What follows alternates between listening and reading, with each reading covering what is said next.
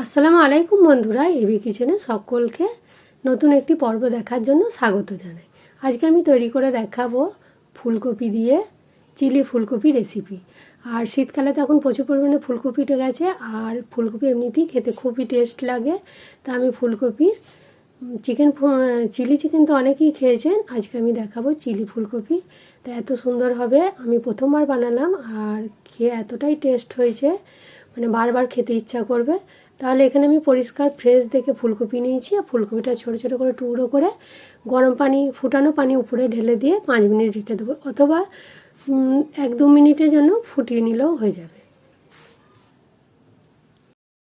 তারপর এখানে একটা ঘোল তৈরি করে নিয়েছি আমি। আমার ভিডিওটা একটু স্কিপ হয়ে গেছে, সেই কারণে দেখাতে পারিনি, কিন্তু আমি মুখে বলে দিচ্ছি। এখানে আমি দিয়েছি 3 চামচ ময়দা, 3 চামচ কর্নফ্লাওয়ার, 1 চামচ কাশ্মীরি লঙ্কা, আর 1 চামচের মতো আদা রসুন থেতো করে দিয়েছি।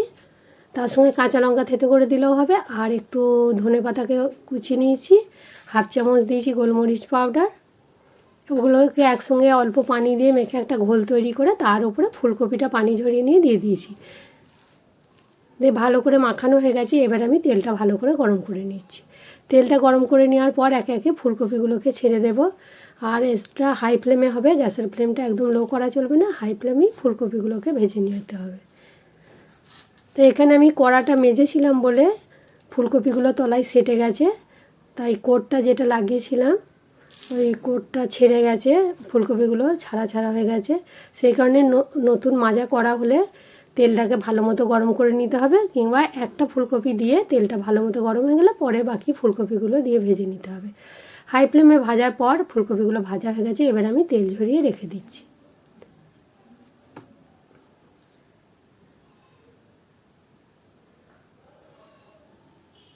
এবার এখানে সাদা তেল দিচ্ছি 2-3 চামচের মতো, আর আদা রসুনকে ছোট ছোট করে কেটে নিয়েছি। ওটা তেলটা গরম হয়ে যাওয়ার পর আদা রসুনগুলোকে একটু হালকা গরম করে নেব, 1 মিনিট নেড়ে নেব, হালকা ব্রাউন কালার হয়ে আসবে। এরপরে যে পেঁয়াজের কলি ছাড়িয়ে নিয়েছি আর ক্যাপসিকাম কেটে নিয়েছি, এগুলোকে দিয়েও ভেজে নেব। আর এর সঙ্গে যদি এখন মানে পেঁয়াজের কলি উঠেছে, সেটা যদি দেওয়া হয় তাহলেও হবে। ওটা আমার আর ছিল না বলে দিইনি, থাকলে দিয়ে দেবেন। যারা খেতে পছন্দ করেন দেখবেন খুব ভালো লাগবে। পেঁয়াজ আর ক্যাপসিকামটাকে দিয়ে কিছুক্ষণ নেড়ে নেওয়ার পর পরিমাণ মতো লবণ দিলাম, গোলমরিচ গুঁড়ো দিলাম 1/2 চামচের মতো।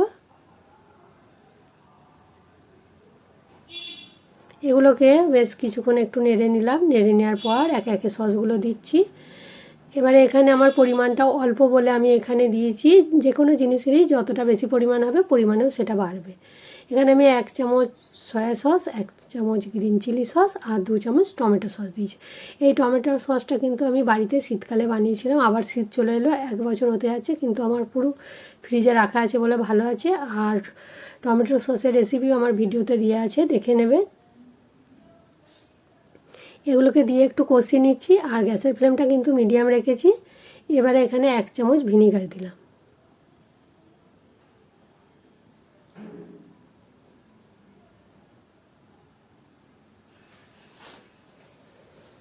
এগুলোকে নেড়ে নেওয়ার পর এখানে আমি একটু গ্রেভি মতো করব, তাই অল্প পানি দিচ্ছি। আর যারা ধরুন গ্রেভি করবে না, শুকনো করবে, তাহলে আর পানি দিতে হবে না।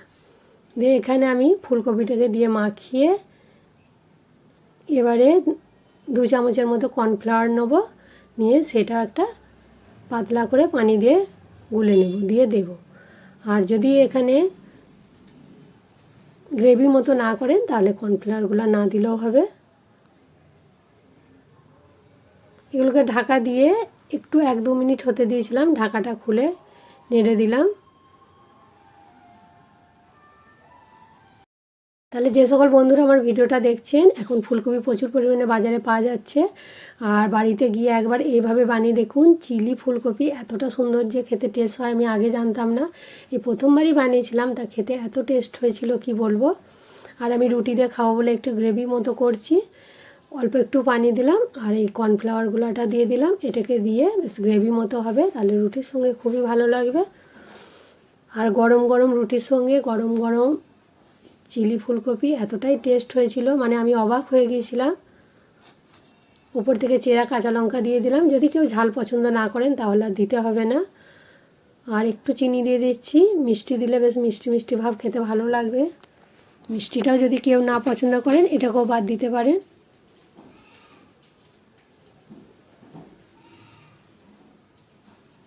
অল্প একটু পানি দিয়ে দিলাম। এবারে ঢাকা দিয়ে আমি একটু ধনেপাতা দেবো। যদি ধনেপাতাও কেউ না পছন্দ করেন তাহলে ধনেপাতাটাও বাদ দিতে পারেন। তো শীতকালে যে কোনো তরকারিতে ধনেপাতা দিলে তার স্বাদটা আরও দ্বিগুণ বাড়িয়ে দেয়।